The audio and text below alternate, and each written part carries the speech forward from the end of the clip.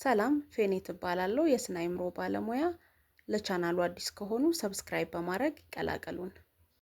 የልጅነት ጉዳት ወይም ቻይልድሁድ ትራውማ ማለት አንድ ልጅ መቋቋም ከሚችለው በላይ የሆነ አስጨናቂ ወይም አስፈሪ ክስተቶችን ሲያስተናግድ ነው።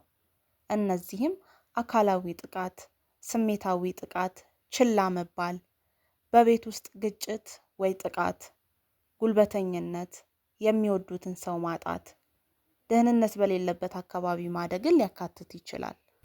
የልጅነት ጉዳት እንዴት የአንጎልን ስርዓት ይለውጣል? ልጆች ለረጅም ጊዜ ለከፍተኛ ጭንቀት ወይም ለጉዳት ሲጋለጡ አንጎላቸው ለመትረፍ ራሱን ያስተካክላል። የአንጎል የማንቂያ ስርዓት ከመጠን በላይ ንቁ ይሆናል። በዚህ ምክንያት ልጆች በእውነት ደህንነት ውስጥ ቢሆኑ ሁሌ አደጋ ውስጥ እንዳሉ እንዲሰማቸው ያደርጋል። ይህም ስሜቶችን የመቆጣጠር ችሎታ፣ ትኩረትና ውሳኔ የመስጠት ችሎታ ሊጎዳ ይችላል። ከልጅነት ጉዳት ጋር ተያይዞ በአዋቂነት እድሜ ላይ የሚታዩ የአእምሮ ጤና ተጽዕኖዎች።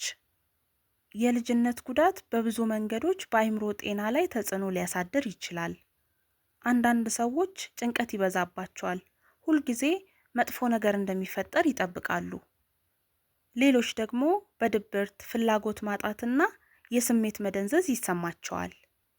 የልጅነት ጉዳት በግንኙነት ውስጥም ተጽዕኖ ይፈጥራል። አንዳንድ ሰዎች ሰዎችን ለማመን ይቸገራሉ፣ የመተው ፍራቻ ይኖራቸዋል፣ እናም ጤናማ ድንበሮችን ለማስቀመጥ ይቸገራሉ። አንዳንዶች ለትችት በጣም ስሜታዊ ይሆናሉ፣ ሌሎች ደግሞ ስሜታቸውን ፈጽሞ ይደብቃሉ።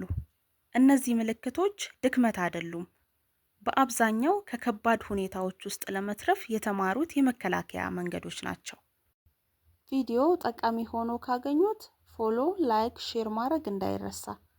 በሌላ ቪዲዮ እስክንገናኝ ሰላም ቆዩ።